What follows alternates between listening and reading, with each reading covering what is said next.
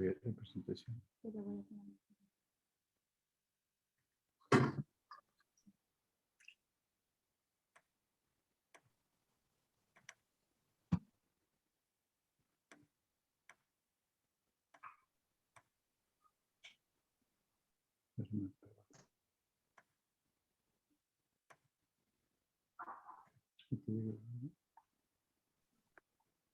Ay, no.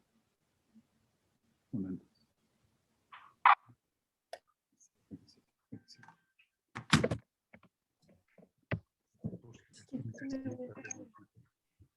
Buenos días, jóvenes.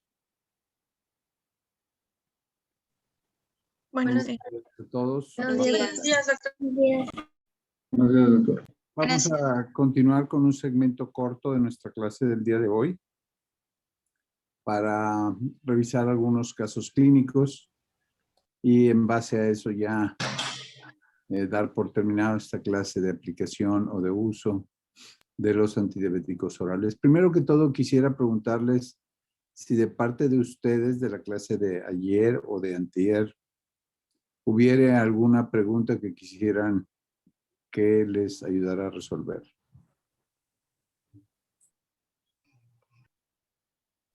¿Alguna? Había una duda entre nosotros de que el libro y también el contenido que usted nos proporcionó en el video había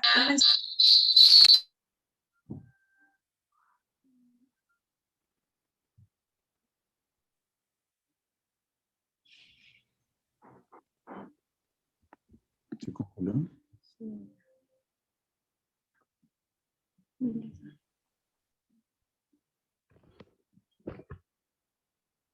¿Alguna otra duda mientras se resuelve el problema de la doctora?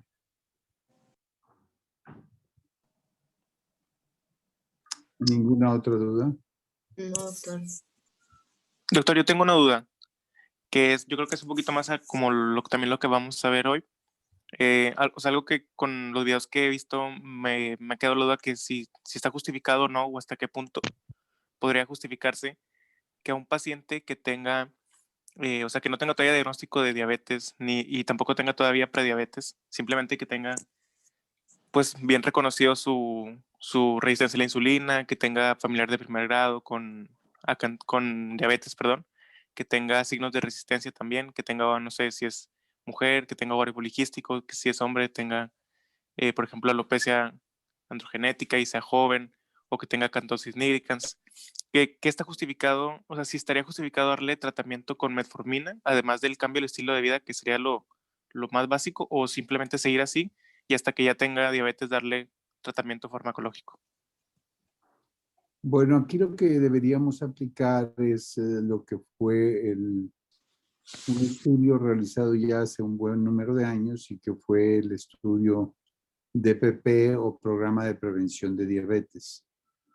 En ese estudio lo que se hizo fue evaluar a personas con factores de riesgo para desarrollar diabetes, con intolerancia a carbohidratos y con una historia familiar de diabetes. Y se pudo encontrar en ese estudio que un programa de ejercicio y actividad física y cuidar su peso a lo largo de 4 años reducía en cerca de un 60% el riesgo de llegar a desarrollar diabetes. Y el uso de metformina sin el programa de prevención de ejercicio y de dieta lo reducía en cerca de un 40%. De tal forma que el ejercicio y la dieta fueron más eficaces que la metformina para fines de evitar la progresión. Sin embargo, en un sentido pragmático de vida real, cualquiera diría que es mucho más sencillo tomarse 1000 miligramos de metformina por la noche que hacer ejercicio y cuidar la dieta. De tal forma que, pues si el paciente, uno le insiste y el programa de ejercicio y de actividad física y de dieta no lo lleva a cabo después de insistir y explicarle que eso sería lo mejor para él, pues se puede utilizar metformina. Hay un buen número de estudios no claramente definidos en donde dosis de 1000 a 1500 miligramos al día de metformina por varios años evitan la progresión de diabetes. Yo sería un convencido de que esto va a funcionar mejor entre más temprano lo hagamos y que probablemente, como bien lo señalas, seguramente si lo iniciamos a los 18 o 20 años, idealmente con ejercicio, con dieta y con metformina, pudieras llegar a conseguir resultados bastante buenos en el paciente en cuanto a prevenir la evolución de la resistencia a la insulina, más que decir la progresión a diabetes, de resistencia a la insulina, con todas las implicaciones de esto sobre hipertensión, diabetes y dislipidemia. O sea, en conclusión, sí podrías utilizarlo en una persona con factores de riesgo, con síntomas de expresión clínica de resistencia a la insulina, con historia familiar, quien idealmente debe hacer todo lo que se debe hacer, actividades no farmacológicas y farmacológicas, no por 3 o 4 años, sino por el resto de su vida. ¿Quedó claro, Heredia? Sí, doctor, muchas gracias. Ahora, si el paciente toma metformina, y no hace ejercicio, no cuida su alimentación y realmente abusa de una gran cantidad de consumo de carbohidratos, pues sí es muy probable que no vayas a conseguir gran cosa. ¿Ok? Muy bien, la doctora que estaba preparando alguna pregunta, ¿ya se desbloqueó su internet? Sí, doctor, una disculpa, me sacó Zoom, pero bueno, mi pregunta era si el libro y el contenido que usted nos proporcionó dice que la meta para una glucosa en ayuno sería de 70 a 130 miligramos por decilitro, pero en el ADA viene 80 a 130, o sea, ¿es importante ese rango o se puede tomar desde el 70? Bueno, evidentemente no hay umbrales de corte científicamente validados de que debe ser 70 o de que debe ser 80. Y evidentemente en una persona joven, probablemente 70 podría ser un buen valor, mientras que en una persona mayor que vive sola, probablemente la meta pueda ser 80. Yo no sería tan inflexible en pensar que 70 está mal y 80 está bien, o que 69 está mal y 71 está bien. No, para fines del examen no vamos a jugar con ese tipo de detalles en particular. Sí pedimos algunas de las metas, es muy importante conocerlas, pero las metas más importantes que debemos conocer, sobre todo en otros factores de riesgo cardiovascular, más que propiamente nada más la glucosa. Ya les he dicho que en diabetes no hay que concentrarnos en la glucosa, sino concentrarnos en todos los factores de riesgo cardiovascular. ¿Ok? Ok, muchas gracias. 70, 130, los números los han cambiado, doctora, todas las veces que quiera, y la verdad es que no hay un soporte científico. Tiene múltiples implicaciones económicas para un país, pero si le estoy explicando que el control estricto de la diabetes ha batallado para demostrar su eficacia para prevenir complicaciones macrovasculares. Imagínense hablar de que los que están en 70 sí, los que están en 80 no. Realmente es muy complicado. Hay que ser más práctico y realmente decir, si está en 70, probablemente ese paciente en una forma muy cotidiana, probablemente sería yo muy partidario de explicarle a ese paciente el que deba de ir en la noche a acostarse después de consumir una fruta o alguna colación que evite el que vaya a tener hipoglucemias nocturnas. ¿Ok? ¿Hay alguna otra pregunta? Muy bien, vamos a leer el caso que quiero compartir con ustedes el día de hoy y que probablemente es un caso muy de la vida real de ustedes. Se trata de un masculino de 42 años de edad, quien acude a consultar por el diagnóstico reciente de diabetes tipo 2 y que todavía está sin tratamiento. Tiene antecedentes de hipertensión arterial que está en tratamiento con atenolol, un beta bloqueador, con buen control aparente. Tiene elevación del colesterol y de los triglicéridos de 5 años de evolución, en tratamiento irregular con estatinas exclusivamente. Fuma, está activo en una cantidad de 10 paquetes año. Su presión arterial es 140/98. Su índice de masa corporal es de 37 kilogramos por metro cuadrado. Su cintura es de 104 centímetros. Tiene acantosis nigricans en axila y en nudillos. No hay más hallazgos al examen físico. Y sus glucosas en ayuno en 2 ocasiones están en 189 y 202. Su hemoglobina glucosilada es 10%. Su colesterol está alto, al igual que sus triglicéridos, y su colesterol bueno o HDL o lipoproteína de alta densidad está bajo. La primera pregunta en este paciente es, ¿qué es de lo más importante? Y ya lo dijimos el día de ayer y lo acabo de decir el día de hoy.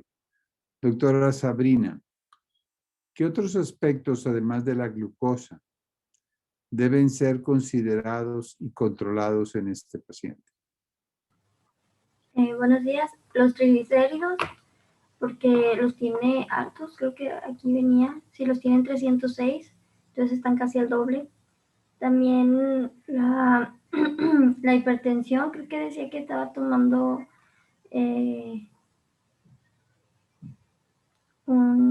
¿Atenolol? Ajá. Bueno, sí tiene buen control, pero como quiera, pues es algo que tenemos que considerar. Su colesterol de alta densidad también está bajo, como es masculino, tiene que estar mayor a 50. Y bueno, el colesterol también está alto, o sea, el colesterol así en general está en 280. Su cintura tiene obesidad central, entonces deberíamos de controlar eso también con dieta y con ejercicio. Y pues obviamente ¿Y obviamente qué? el tabaquismo. Muy bien. Muy bien. Y obviamente su glucosa. Sí, sí, aparte. Muy bien. Entonces, aparte de la glucosa, lo importante es recordar que la diabetes no es una enfermedad de la glucosa, sino que es una enfermedad de riesgo cardiovascular en donde nosotros debemos de cuidar junto a esto también cómo está la presión arterial, el colesterol, los triglicéridos, el colesterol HDL, la actividad física, el peso en el paciente y evaluarlo desde un punto de vista cardiovascular. Muy bien, muy correcto, doctora. Doctor Mansur, ¿qué tratamiento propondría para este paciente? Pues se inicia con metformina, doctor, con todo reciente diagnóstico de diabetes. Lo iniciaría en tratamiento con metformina. Con metformina, bueno, en la presentación decía el cambio de estilos de vida y algo del combo de tiazolidinediona más metformina más una exenatide. Y no sé si se aplica en este caso. O sea, usted daría como tratamiento inicial en este paciente una mezcla de una tiazolidinediona, metformina y un agonista de GLP-1. Pues ¿Sí? sería la metformina en caso de que no demuestre un avance. Si lo que quiero es aumentar la sensibilidad a la insulina, entonces tendríamos que complementar una tiazolidinediona. Si el objetivo es ese, depende del objetivo y la fisiopatología de la diabetes del paciente, ¿no? Que queramos controlar. Muy bien. Doctor Misael Ventura, ¿qué piensa usted de la recomendación del doctor Mansur? Pues yo me imagino que la hice para bajar la hemoglobina glucosilada, pero pues mientras solo iniciaría yo con metformina el tratamiento. Doctor Jara Camilla, ¿qué piensa usted? Sí, doctor, yo creo que la metformina sería lo más correcto, como dijo el doctor Misael. Muy bien. Lo que voy a decir ahorita está fuera del curso, ¿ok? Voy a decirlo y está fuera del curso. Ralph de Fronson propone lo que el doctor Mansur ha comentado. Y él dice que si los endocrinólogos fuéramos oncólogos, esperaríamos a que el paciente tuviera una metástasis para darle un segundo medicamento y a que tuviera otra metástasis para darles un tercer medicamento. Lo cual obviamente pues, es una sátira de lo que haría un endocrinólogo con un paciente oncológico. Y lo que hace un oncólogo es atender el padecimiento en varias formas con el propósito de mitigar o de paralizar la historia natural de la enfermedad. Sonaría razonable el que al mismo tiempo yo pueda utilizar al menos metformina, una droga que maneja la resistencia a la insulina, con una tiazolidinediona que mejora también pues, la sensibilidad a la insulina. Y podría ser con un GLP-1 que estimula la secreción de insulina, baja la secreción de glucagón, baja de peso al paciente, baja a lo mejor hasta el riesgo cardiovascular. Y por otro lado, podría utilizar junto con eso, a lo mejor un SGLT2. Y utilizarlo en una dosis baja, con poco riesgo de efectos colaterales y seguramente con una eficacia muy intensa, súper bien controlado el paciente, y que a lo mejor lo dejara al paciente en buen control de su enfermedad por muchísimos años, porque existe el concepto de que la elevación de la glucosa va dañando la reserva pancreática funcional. O sea, todo suena bonito. Por eso les dije que esto era fuera del curso. Lo que estoy diciendo, ni crean que se va a preguntar en el examen. Pero no suena nada ilógico que eso pueda ocurrir. El problema es que hay muchos intereses comerciales en esto y nadie quisiera estar fuera de ese combo. Quisieran estar los inhibidores de DPP4 o las sulfonilureas en dosis bajas o un buen número de medicamentos. Sin embargo, doctora Carla Daniela, ¿cuál sería el inconveniente? ¿Cuál sería el inconveniente de esta propuesta del doctor de Fronzo? Porque lo que dice el doctor Mansur, pues viene en la penúltima página del artículo del octeto de Ralph de Fronzo del año 2009 o por allá, de hace 10, 15 años. Muy bien, ¿qué piensa de esa propuesta o de la propuesta que le estoy haciendo yo?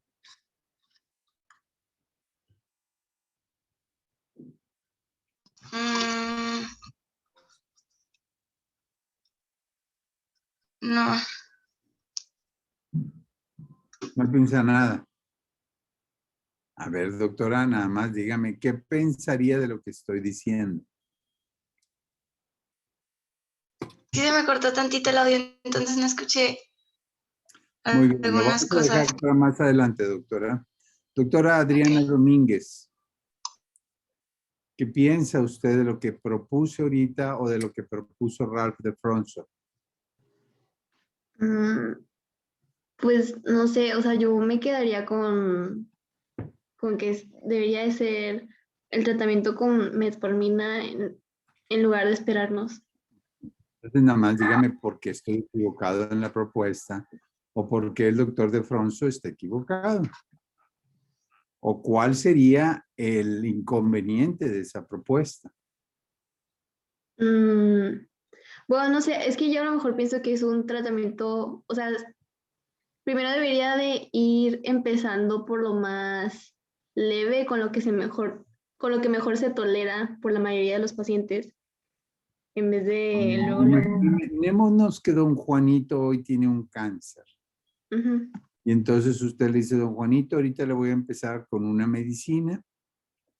Y bueno, vamos a empezar por lo más leve. Y bueno, si aparece algún otro cáncer en otra parte del mismo, extensión, metástasis, pues agregamos un segundo medicamento. Y cuando aparezca un tercero, pues agregamos otro medicamento. Y diría don Juanito, ¿y por qué no me da los tres al mismo tiempo, doctor? Para que no me parezca ninguna. ¿Qué piensa usted de nuevo de esta propuesta?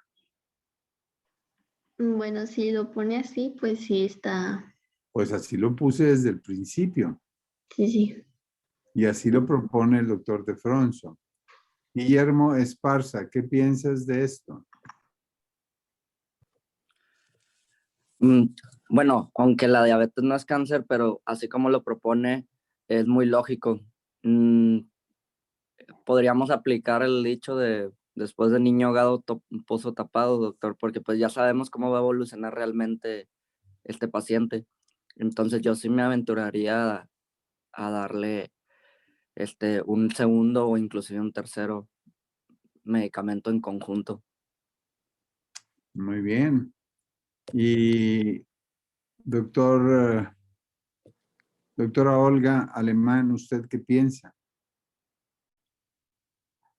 Yo pienso de la misma manera que mi compañero, pues más vale para prevenir, Bien. pues dar esos medicamentos. Doctora Alemán y doctor Guillermo, ¿cuál es el inconveniente de su forma de tratar a los pacientes con diabetes?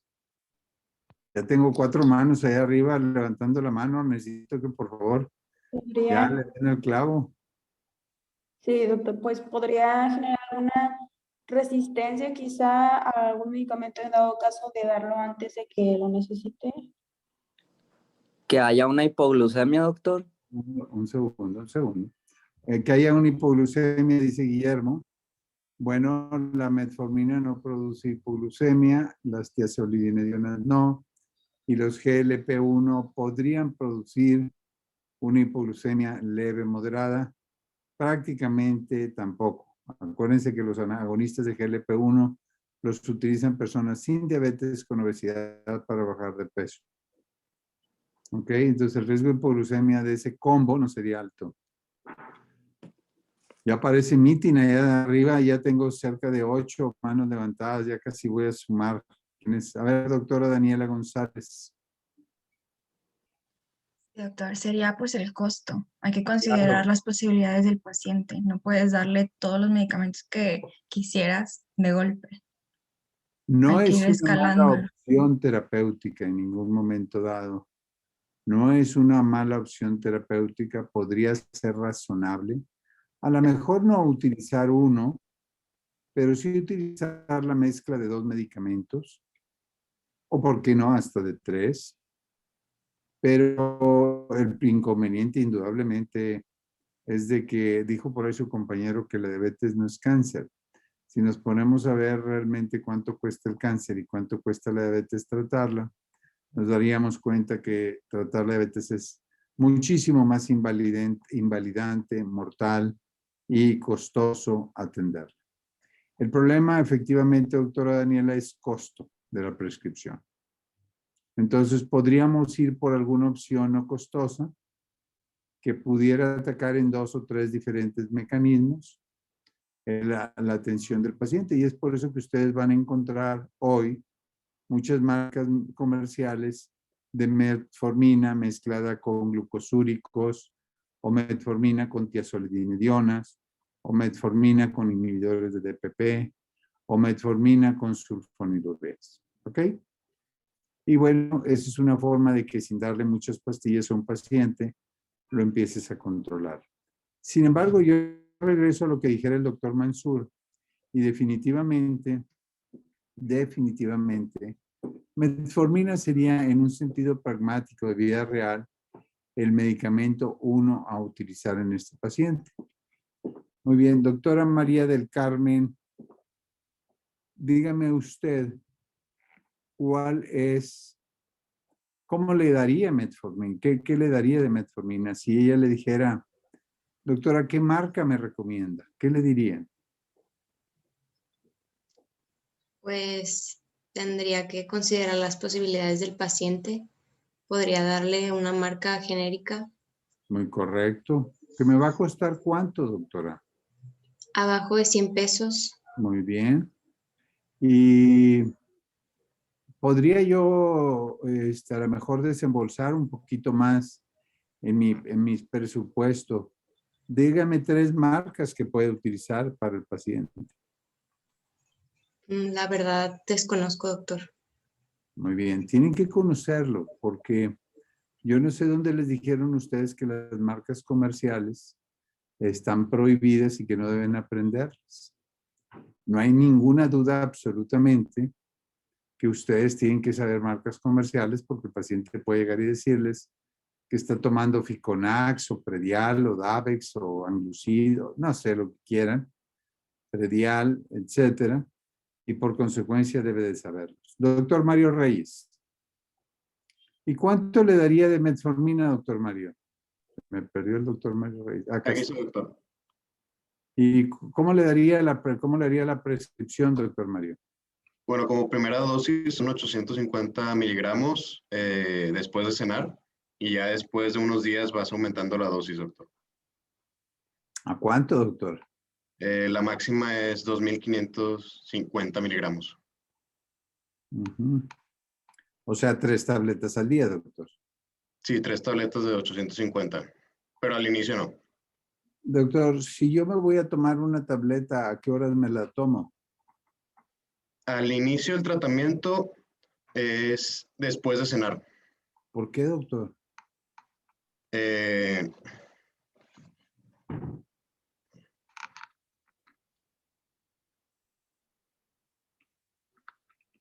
¿Por qué después de cenar, doctor? Se me olvida a mí.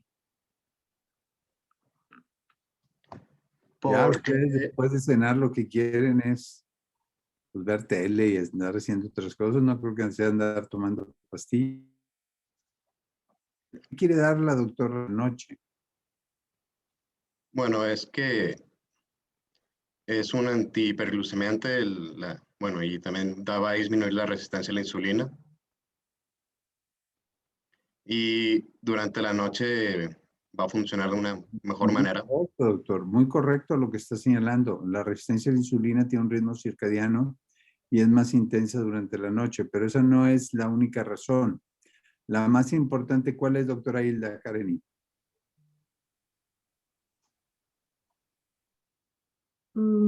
Pues también podría ser porque, pues no sería por hipoglucemia porque la metformina no la causa, así que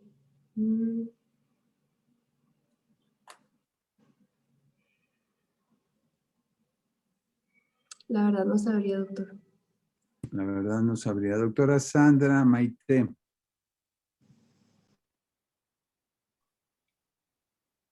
Sí, doctor. Ayer lo dije, jóvenes. Ayer dije eso. Bueno, pues no estoy segura, pero podría ser a lo mejor para evitar la gluconeogénesis hepática durante la noche. Ya lo señaló. Parece que están dormidos ustedes. Ya lo señaló el doctor Mario Reyes hace un segundo. Que la resistencia a la insulina es nocturna y bueno, la forma en que se manifiesta la resistencia a la insulina es aumentando la gluconeogénesis hepática nocturna. ¿Por qué razón lo doy en la noche? Doctora Daniela, ahora sí está escuchando, ¿verdad? Sí, sí, doctor. Pero estoy pensando.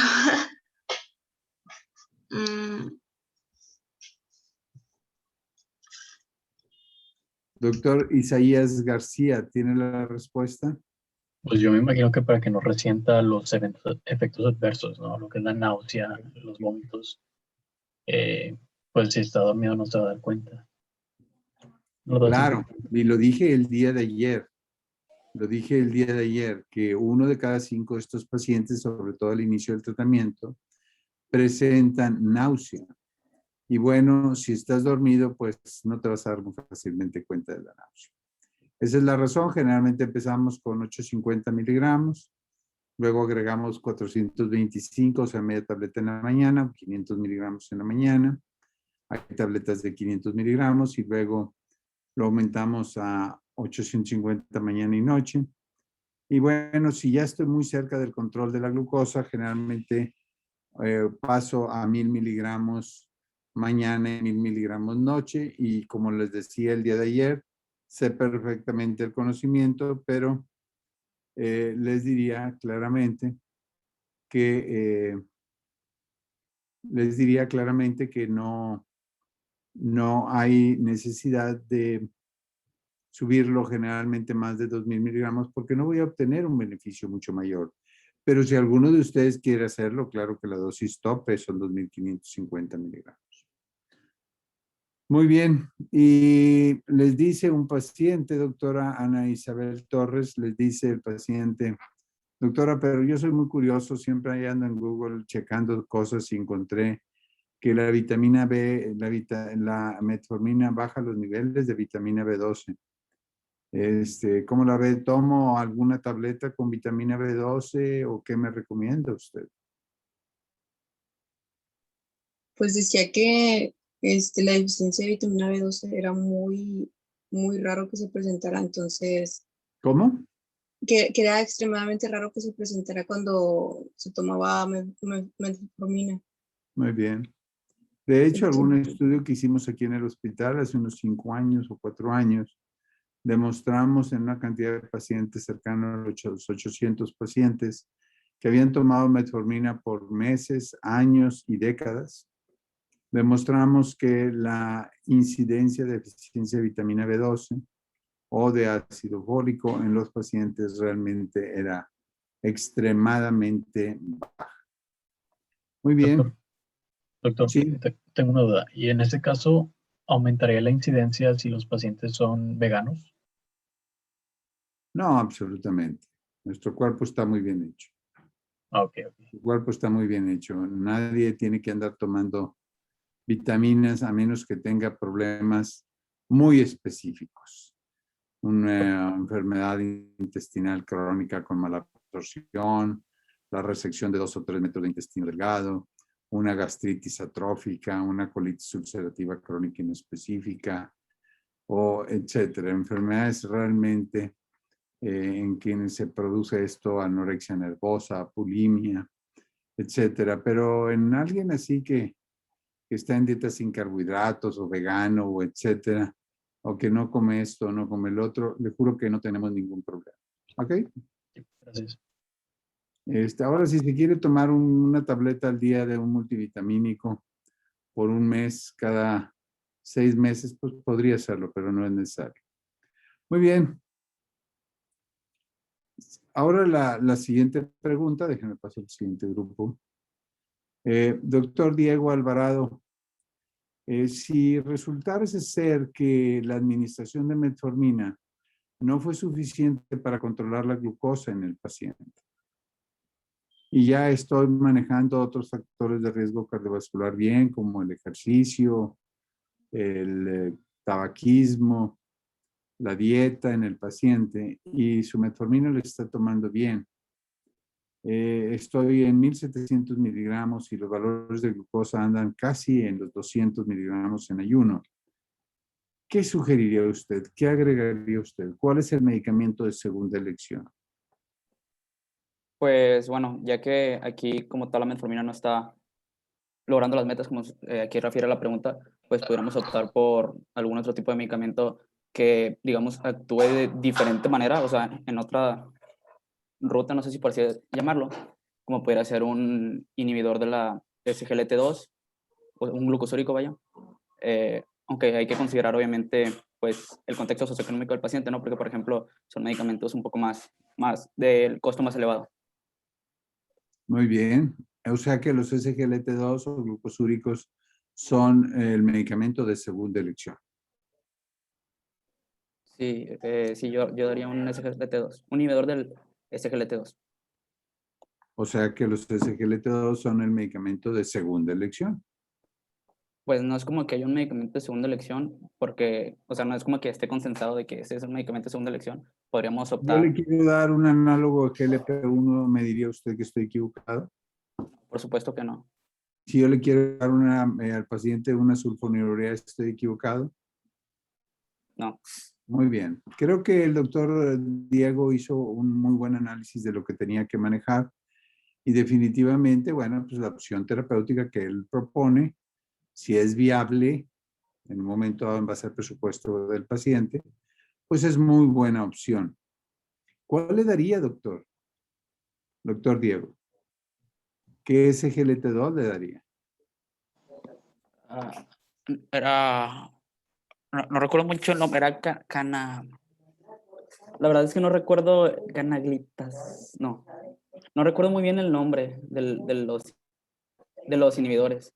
Imagínese, doctora Laura Lugo, que usted estuviera frente al doctor Diego Alvarado, fuera el paciente y le dijera que se va a tomar metformina, que tome una metformina genérica o Ficonax y que tome un SGLT2 y que le pusiera, ya lo estuvo viendo usted en la pantalla al doctor Diego, estoy casi seguro, y que le dijera así, no me acuerdo muy bien del nombre, pero ¿qué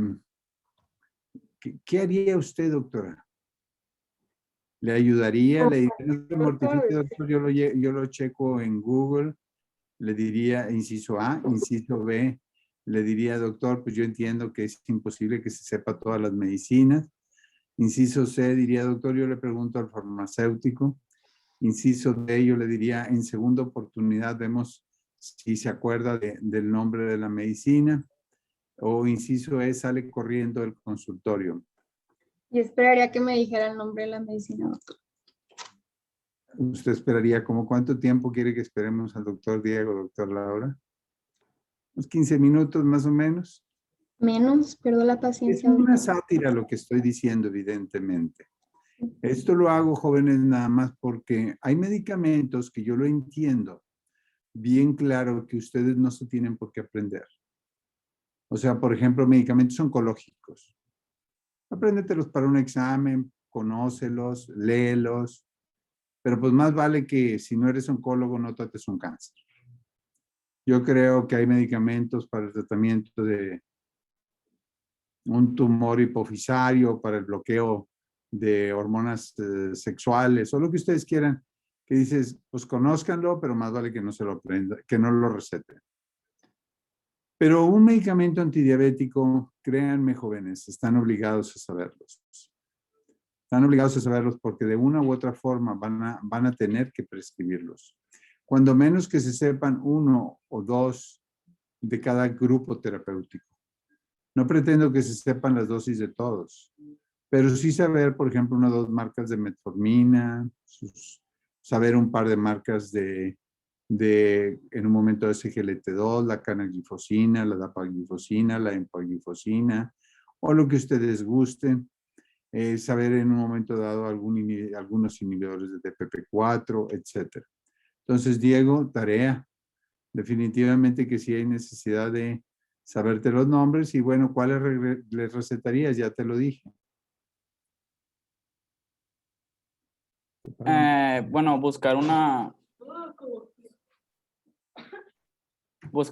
formulación quizá con metformina para, pues también facilitar al paciente, ¿no? En vez de tomar 2 diferentes píldoras, pues que tome una sola. Muy bien, podría ser una buena opción. El tomar metformina ya mezclado con alguno de ellos. ¿Y cuál me tomo, doctor? La canaglifosina con metformina. No, por eso, pero ¿cuál me tomo? ¿Con qué nombre? ¿Invocana? Invocana. ¿Invocana? Invocana es la canaglifosina, pero con metformina se llama Invocana Duo. Ok, muy bien.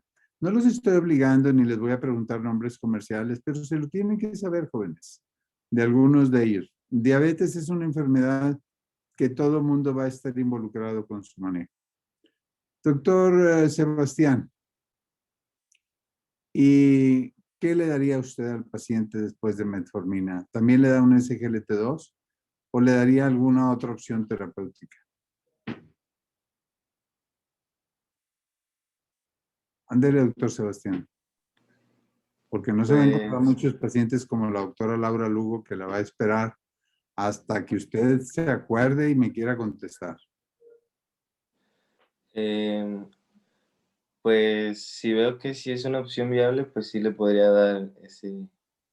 Bueno, pero resulta ser que cuando usted me dice que tome un SGLT2, le digo, doctor, gano 300 pesos a la semana de mi salario. Créame que puedo comprar nada más una metformina genérica y pues deme algo más económico.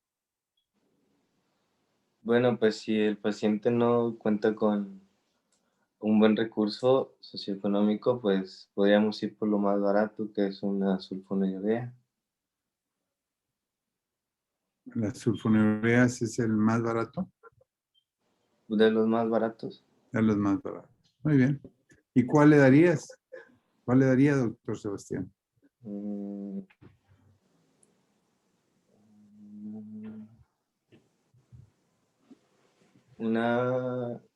Pues podría ser una glipsida.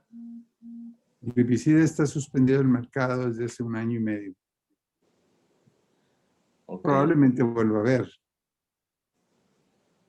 Ok. Bueno, una... Doctora Laura Lugo, ¿usted qué le daría?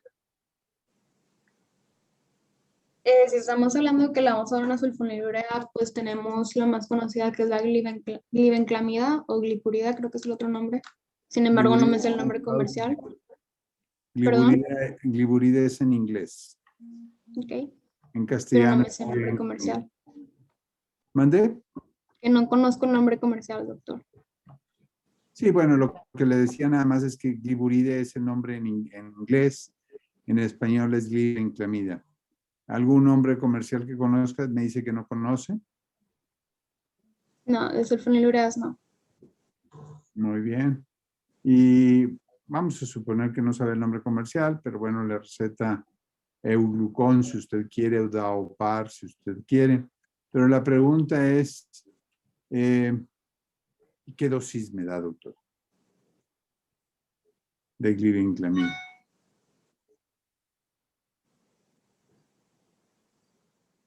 No sé, doctor. Les digo, jóvenes, No conozco las dosis de glibenclamida. de una vez les digo para que no les suene extraño, yo pregunto dosis en el examen. ¿Ok? Pregunto dosis más. En una forma muy clara para que no se confundan. Casi pongo 3 kilos, 100 miligramos. Así es que no tienen por qué angustiarse que si créanme que les voy a andar peleando 50 miligramos. No. Va a ser muy fácil, pero sí se deben saber sus dosis. ¿Qué dosis, doctora Lugo? ¿De 5 a 20 miligramos, doctor? ¿Cuánto me daría? Empieza Iniciando la más baja. ¿Como cuánto? ¿Cuánto me daría? 5 miligramos. Doctor, no le voy a mentir, no conozco las dosis, quiero pensar que sí, pues estamos iniciando. Lo que dijo la doctora es totalmente correcto hacerlo. Yo prefiero la honestidad, definitivamente, a que una persona en forma incorrecta exponga a un paciente a una dosis muy, muy incorrecta. Yo le puedo decir a un paciente, sabe una cosa, no estoy muy familiarizado con el medicamento que tengo que recetarle, déjeme lo checo aquí. Muy bien, vamos a empezar con 2.5 miligramos en la mañana y 2.5 miligramos en la noche. Mire, verdaderamente, pues es un medicamento que sí lo he recetado, pero no es común que yo lo haya recetado. Ser honesto es un baluarte importantísimo en la carrera médica y no es delito decir y decir no sé. Quiero que lo sepan, es mucho más peligroso que alguien diga 1 cada 8 horas, nada más porque crea que la mayoría de las pastillas médicas las damos cada 8, 12 o 24 horas. Eso sí puede exponer al paciente a un riesgo muy, muy elevado, potencialmente hasta mortal. Muy correcto, doctora. Pero bueno, le digo a la doctora Lugo, imagínense que le digo, doctora, pues sí anda amolado el presupuesto, pero no tanto. No hay algo mejorcito. ¿Qué me contestaría? ¿Cuál era el problema del paciente, doctor? Pues que no se controlaba con la metformina. Le agregaría la Tenía tiazolina. dinero para un SGLT2 y entonces usted se fue a darle uno más baratito y le dio la sulfonilurea glibenclamida. Y entonces ahora el paciente le dice, bueno, estoy amolado, pero no tanto. Deme algo. Una tiazolina, doctor. Bueno, ahí lo que tiene que contestar la doctora es, definitivamente cualquiera de estos medicamentos es bueno. Bien prescrito, el que sea más barato no significa que sea menos bueno o más bueno. Cualquiera de ellos es bueno. Lo que tengo que tener cuidado es la dosis que debo de manejar. ¿Ok? Y le puede decir al paciente, voy a utilizar esto. Yo en lo particular estaría más orientado que si estuviera ya muy cerca del control este paciente y ya en 2.500 miligramos al día, pues a lo mejor agregaría un inhibidor de DPP4 o una tiazolidinediona para el paciente. Agregar un GLP-1 es encarecerle mucho la receta, pero bueno, pues también lo puede hacer y si el paciente tiene obesidad tendría la ventaja de perder un buen número de kilos en el primer año. Entonces, es algo que ustedes van moviendo. Muy bien. Finalmente, doctora Ana Cristina Noyola, ¿haría alguna modificación en el manejo de la hipertensión arterial? El paciente tenía de presión arterial 130/85. Sí. Es más, si quiere le pongo que tenía 120/80, doctora, para que no se mortifique. ¿Hay alguna modificación en el tratamiento en su manejo de la hipertensión? Pues no, porque con el tratamiento pues está en un buen control de su presión. ¿Qué piensa usted, doctor Jorge Urquizo?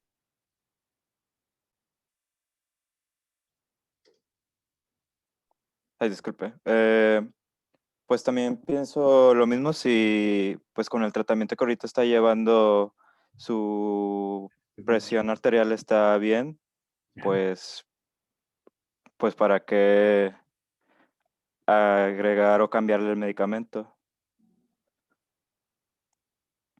Muy bien, perfecto. Doctor Eric Álvarez. Pues sí, pienso igual, no sería necesario cambiar el tratamiento, sino pues ¿Cuáles son igual seguir los las indicaciones. efectos? ¿Cuáles son, Eric, Jorge y doctora Ana Cristina, cuáles son los efectos que tienen los beta bloqueadores sobre la secreción de insulina, sobre los síntomas de hipoglucemia y sobre la gluconeogénesis hepática?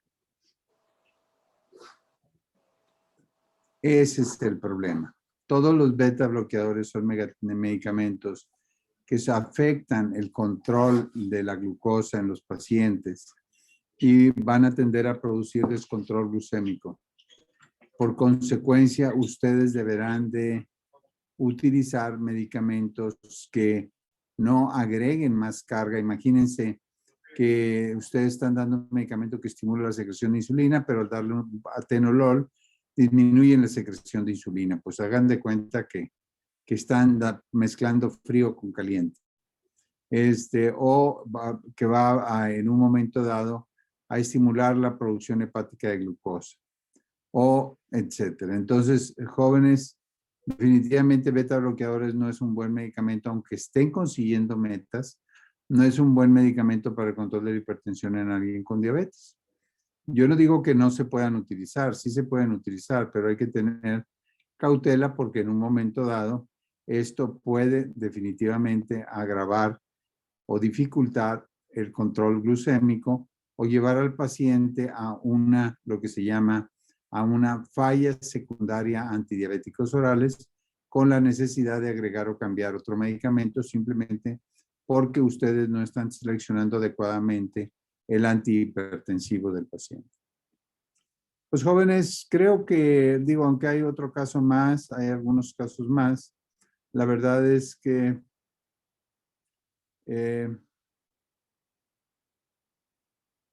hemos cubierto los principales puntos, ya hemos revisado cuáles son las metas terapéuticas en diabetes y diferentes cosas, permítanme un tantito. Prácticamente todo ya lo hemos estado comentando. Ya les dije ayer lo de acarbosa, que es un medicamento que poco lo prescribimos por sus efectos colaterales y que las metiglinidas o glinidinas pues realmente son muy caras y funcionan igual que una sulfonilurea. En que a lo mejor esta pregunta puede ser una pregunta importante a no dejar de pasar o pasar.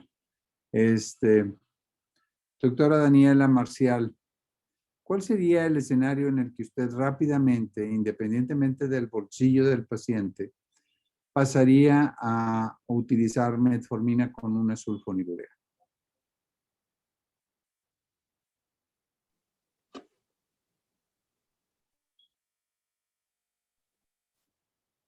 No sabría decirle, doctor. Doctora Perla Valencia.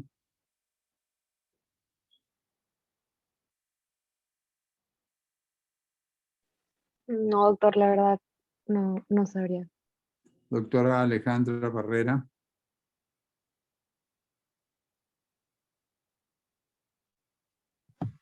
Desconozco específicamente cuál sería la situación, doctor.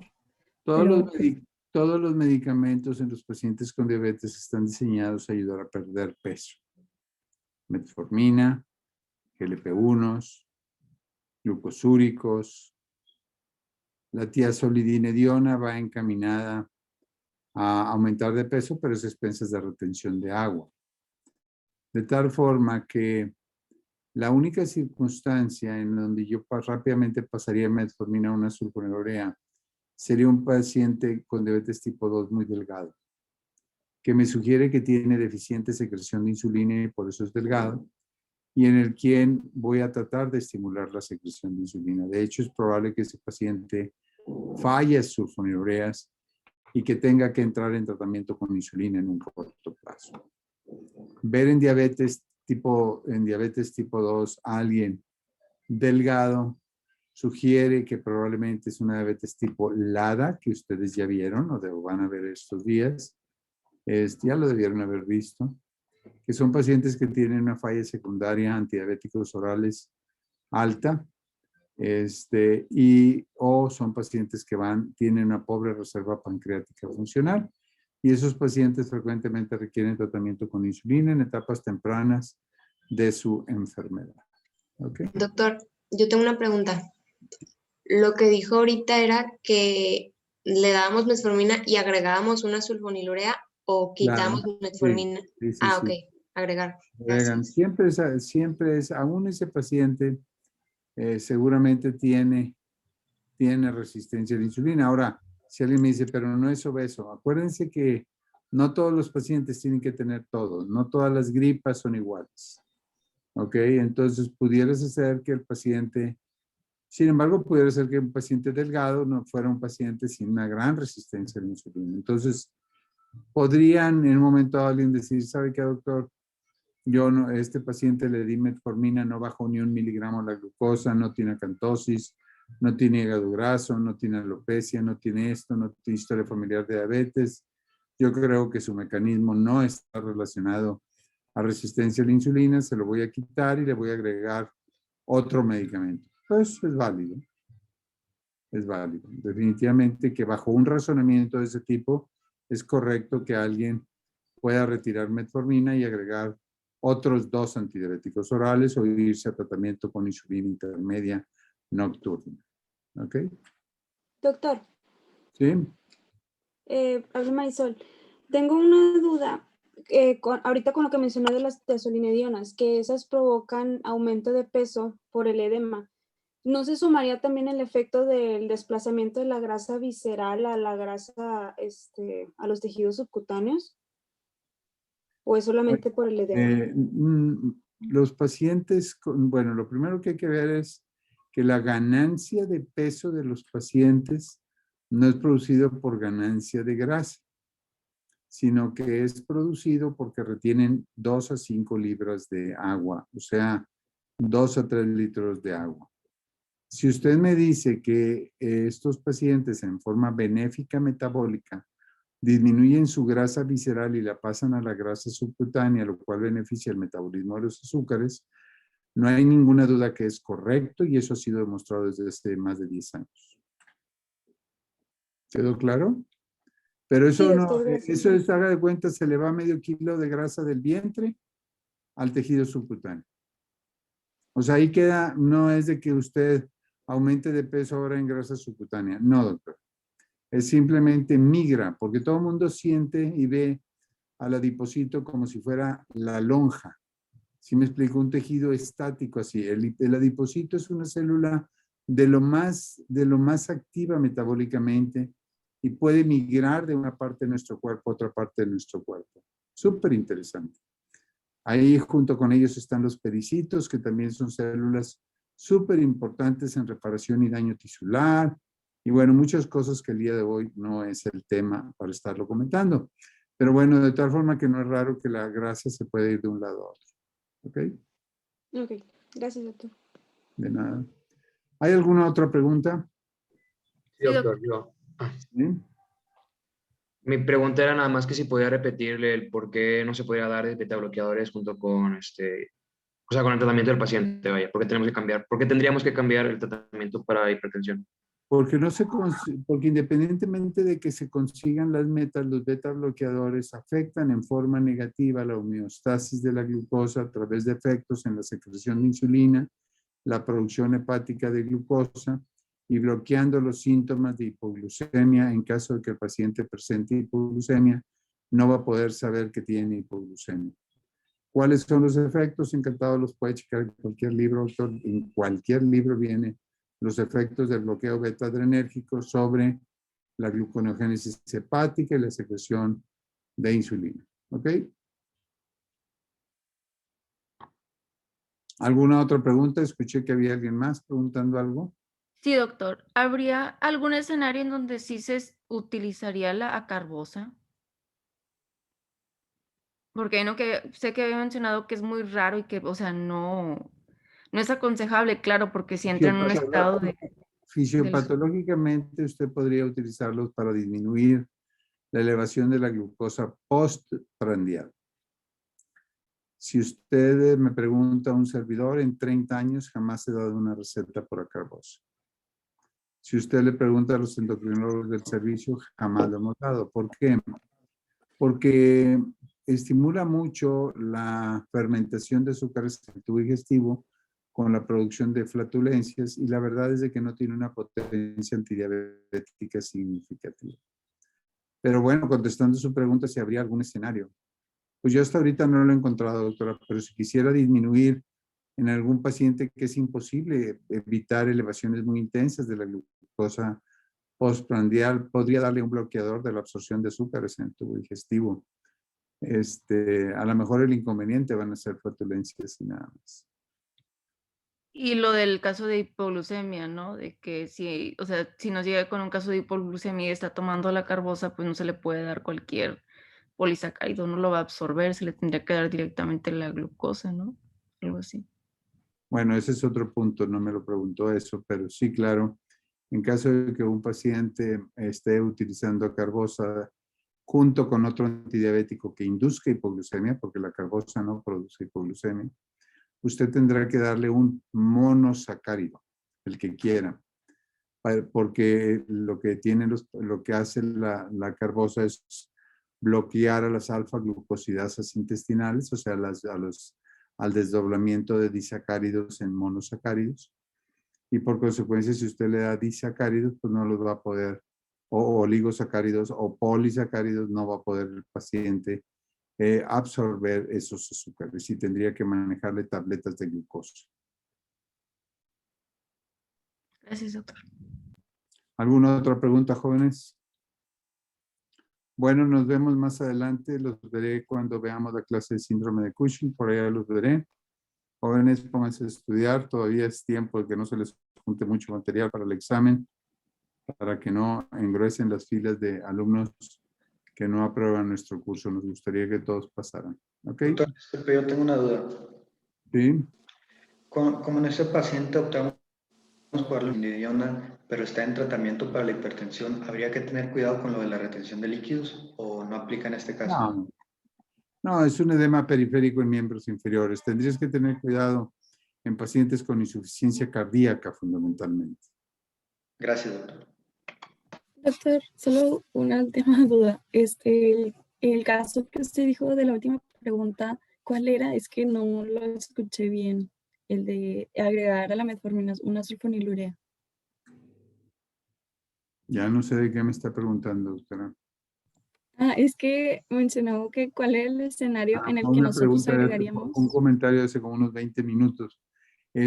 Cuando un paciente es muy delgado y con metformina no lo controlo, es muy probable que ese paciente sea deficiente de insulina y lo que requiera sea estimular su secreción de insulina.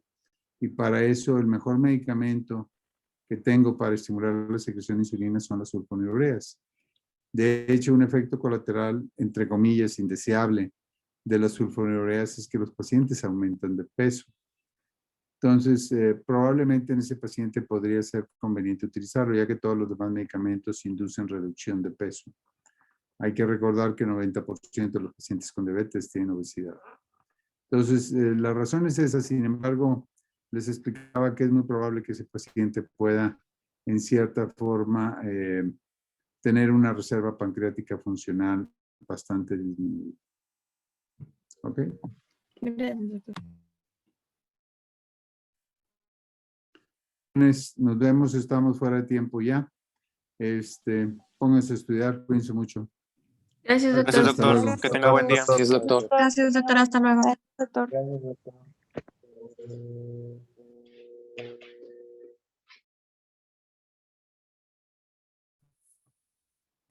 Bueno, a ti te pagan, Elisa, te pagan por no venir. No, es que estaba con Noli y Yanis, me estaban preguntando algo de las cuentas.